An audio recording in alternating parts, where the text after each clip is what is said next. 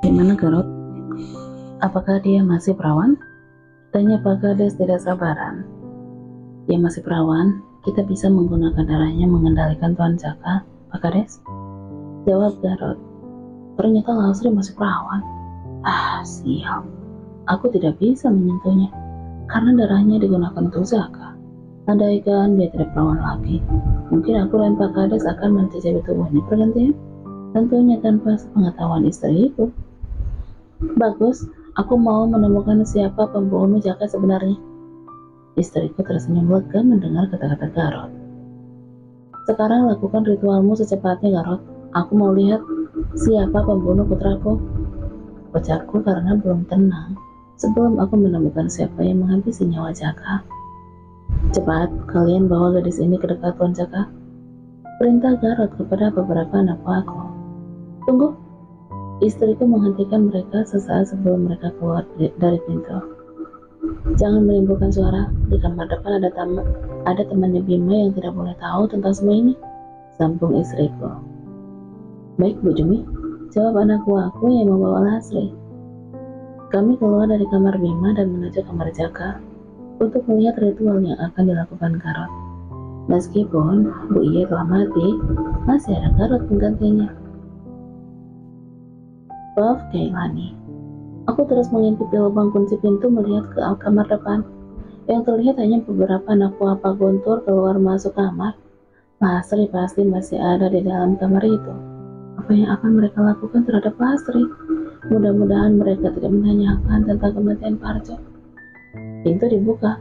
Aku lihat Lasri dibawa paksa keluar, dan aku juga melihat Pak Kades, Pak Guntur, Garot, dan Bu Jumi mengikuti dari belakang.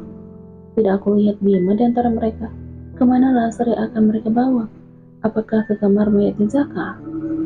Setelah aku pastikan di luar kamar tidak ada seorang pun, aku membuka pintu dan ingin melihat apa yang mereka lakukan terhadap Lasri. Naluriku terus mengatakan, aku harus menyelamatkan Lasri. Aku melangkah pelan menuju ruang tamu. Kamu mau kemana, Kay? Langkahku terhenti mendengar suara Bima memanggil. Kak Bima? Sapaku sambil melangkah mendekatinya. Kamu mau kemana, Kay? Tanya Bima lagi, wajahnya terlihat mengkhawatirkan aku. Aku tadi mendengar seseorang mengetuk pintu kamarku. Saat aku buka tidak ada seorang pun di luar. Aku mau memeriksa siapa yang mengetuk tadi. Jawabku mencari alasan. Jangan keluar kamar, berbahaya. Ayo masuk lagi ke kamarmu, Kay. Baiklah, Kak Bima gimana? Apakah udah baikan? Tanya aku sok perhatian. Aku udah baikan. Garot memberikan aku ramuan. Jawab Bima. Oh gitu, baiklah. Aku masuk kamar dulu ya. Ucapku melangkah ke kamar. Ah, sial. Aku tidak bisa menyelamatkan Lasri. Jangan keluar ke kamar kalau bukan aku yang memanggil ya, Kay. Pesan Bima sebelum aku menutup pintu. Oke, Kak. Jawabku tersenyum. Dari cara Bima aku yakin Lasri tidak menyebut nama aku tentang kematian Parjo. Kalau namaku disebut pasti Bu Jumi udah menahanku sekarang. Tapi mereka malah sibuk membawa Lasri. Bagaimana cara aku menyelamatkan Lasri? Kasihan sekali dia. Aku mencoba istirahat mengumpulkan tenaga. Meskipun sulit untuk tidur, tetapi berusaha dengan memejamkan mata. Tok tok tok. Oke. Bima memanggilku sambil mengetuk pintu kamar. Ada apa lagi nih? Bukankah dia menyuruh kau untuk tidur? Aku langsung bangkit dan membukakan pintu. Ada apa, Kak? Tanyaku. Oh, ada tante? Sapa aku ke Bu Jumi. Di depan pintu ada Bima dan Bu Jumi. Ayo, kita balik sekarang. Ajak Bima. Kalau menunggu sampai besok pagi terlalu lama, Kay. Timpa Bu Jumi. Kita mau menyeberangi danau malam-malam begini, Tante. Tanya aku ke Bu Jumi. Iya, sampan udah disiapkan, ayo. Jawab Bu Jumi. Aku langsung mengikuti mereka menuju ruang tamu dan pintu utama. Bima melangkah di sampingku sambil terus melirikku dengan senyum. Aku juga membalasnya. Beberapa anak buah Bu Jumi udah melangkah di depan kami seperti berjaga.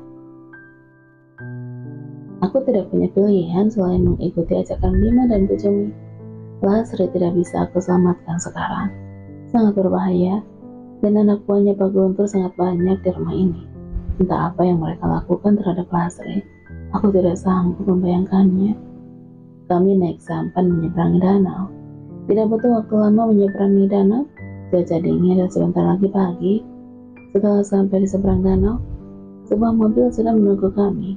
Aku diantar oleh mereka. Tolong jangan bilang apa yang kamu lihat di rumah itu ke penduduk desa, Kay. Mereka tidak akan percaya, dan aku juga butuh waktu memberitahu mereka. Pinta Bu Jumi.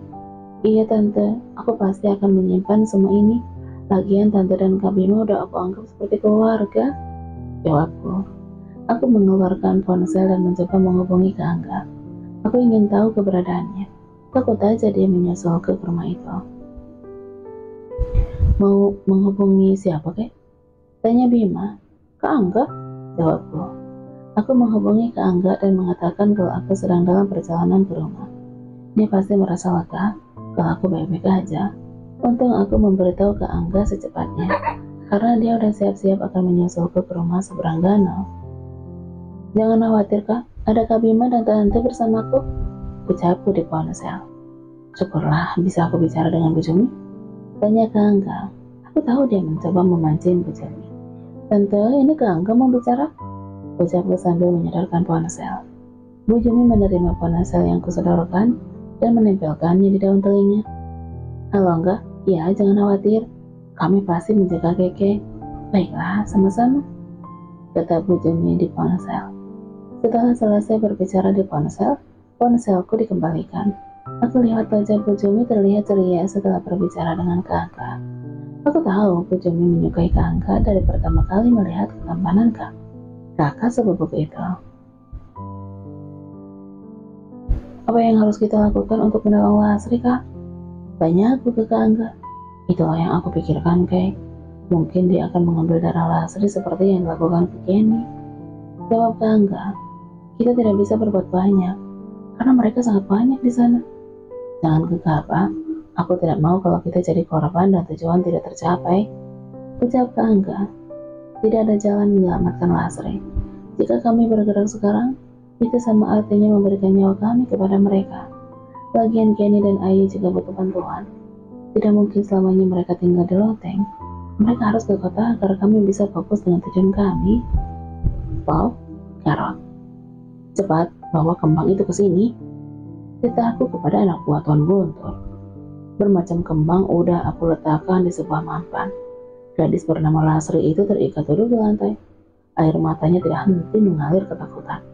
Aku siap-siap akan mengambil darahnya dan meminumkannya ke mayat Tuan Jaka. Mayat Tuan Jaka sudah berdiri tenang di sudut kamar ini. Dia tunduk dengan perintahku. Sedikit saja kami terlambat memberikan darah perawan, aku tidak akan bisa mengendalikan jin yang bersarang di tubuh Tuan Jaka. Kalau begitu aku balik dulu ke desa. Aku juga ada tugas menyambut acara desa kita besok. Kata Pak Kades. Aku juga mau balik ke desa. Sebaiknya kita pergi bersama Pak Kades. Timpa Pak Guntur. Tapi bagaimana dengan Garot? Dia masih melakukan ritual untuk mayat anakmu, Guntur? Tidak apa-apa. Silakan kalian kembali ke desa. Aku bisa menangani Tuan Jaka di sini. Tapi aku butuh sekitar 3 orang untuk membantuku berjaga di rumah ini. Ucapku. Karena mereka berbicara di dekatku. Aku bisa melakukan ritual ini sendirian, asalkan ada darah perawan. Besok ada acara pesta panen desa. Acara ini selalu ditunggu-tunggu Pak Kades, karena ini akan membuat masa jabatannya akan terus diperpanjang di desa ini. Pak Guntur juga perlu melihat gadis-gadis yang datang ke acara agar bisa diculik untuk keperluan bisnis mereka. Acara besok akan dihadiri gadis-gadis desa di sini dan gadis-gadis desa tetangga. Pasti sangat ramai dan meriah. Baiklah Karot, kami balik dulu. Kalau ada apa-apa jangan lupa hubungi kami. Kata Tuan Guntur. Baik Tuan, jawabku. Pak Kades, Tuan Guntur dan beberapa anak buahnya meninggalkan rumah ini. Aku melanjutkan ritualku. Jika mayat Tuan Jaka berhasil aku kendalikan dengan sempurna, aku pasti tahu siapa yang membunuhnya. Karena dia pasti akan terus mengikuti aroma darah orang yang membunuhnya. Itulah tujuan Bu Jumi dan Pak Guntur membangkitkan putra mereka. Ritual seperti ini juga pernah dilakukan dulunya saat kakakku melakukan percobaan di desa sebelah, dan dia berhasil. Akan kubuat apa yang dilakukan kakakku semasa hidupnya berhasil aku lanjutkan. Setelah itu, aku akan membangkitkan kakakku juga. Aku sengaja belum menguburkan kakakku demi mengelabui Bima. Entah kenapa, aku mencurigai Bima yang membunuh kakakku. Karena saat pembunuhan terjadi, hanya Bima yang berada di rumah ini bersama dengan gadis kota itu. Aku tidak bisa percaya kata-kata mereka begitu saja tanpa menyusup. Jika terbukti putra Tuan Guntur yang membunuh kakakku, akan aku buat dia menjadi mayat. Sekarang aku akan mengambil darahmu, Nona. Ucapku memegang pisau yang akan aku gunakan untuk melukai gadis ini dan menampung darahnya. 4 jam lagi matahari akan terbit. Sebelum itu terjadi, aku harus memberikan Tuan Jaka darah perawan agar ritualnya berhasil. Jangan sakiti aku, jangan. Gadis itu menangis memohon ketakutan. Aku hanya akan mengambil darahmu, Nona. Jawabku. Aku menyayat tangan gadis itu dengan pisau. Gadis itu pun berteriak kesakitan. Darah sekar bercucuran dan aku langsung menampungnya. Setelah darah itu aku tampung, aku mendekati Tuan Jaka sambil melemparkan bermacam kembang dan membacakan mantra-mantra. Setelah itu darah aku letakkan di lantai dekat kaki Tuan Jaka. Tidak butuh waktu lama, Tuan Jaka langsung meminum darah itu seperti binatang rakus menjilat. Darah di lantai sudah habis dari jilat Tuan Jaka. Dia berdiri lagi sambil menatap gadis ini seakan mau memakannya. Aku terus melemparkan kembang ke Tuan Jaka agar dia tetap bisa aku kendalikan. Tetap berdiri di sana, perintah ke Tuan Jaka. Dia diam dan menuruti kata-kataku. Sepertinya aku harus menambahkan lagi Tuan Jaka darah perawan. Matanya masih terlihat sangar. Aku takut darah sedikit ini tidak begitu berpengaruh padanya. Aku mengambil lagi darah gadis ini dengan menambah lukanya agar darah semakin banyak keluar dari tubuhnya. Gadis itu pun berteriak kesakitan lagi saat aku menambah luka di tangannya yang satu lagi. Darah segar bercucuran dan aku langsung menampung darah itu. Namun aku melihat gadis itu semakin lama semakin lemah. Dia terkulai di lantai dengan darah terus keluar dari tangannya. Apakah dia akan mati kekurangan banyak darah? Kondisinya terlihat sangat lemah. Aku memberikan darah gadis itu lagi ke Tuan Jaka. Seperti tadi, dia menjalati darah itu seperti binatang rakus. Saat aku palingkan wajah melihat gadis itu, dia udah tidak sadarkan diri tergeletak di lantai. Gawat, dia pasti akan mati sebentar lagi. Darahnya banyak keluar. Aku mampu sendiri menatap gadis itu. Aku mendekati gadis itu dan memeriksa denyut nadinya. Masih berdetak. Tapi dia udah tidak sadarkan diri. Apa yang harus aku lakukan? Aku tidak mau mengurus mayat gadis ini di sini. Kamu, ayo masuk. Perintah aku kepada 3 orang anak buah Tuan Guntur yang berjaga di depan pintu. Mendengar suaraku, mereka langsung masuk ke kamar. Ada apa, Bang Garo? Tanya salah satu anak buah Tuan Guntur. Buang gadis ini ke danau. Sebentar lagi dia akan mati. Aku tidak mau mengurusi mayat gadis ini. Ucapku menunjuk gadis itu. Baik, Bang.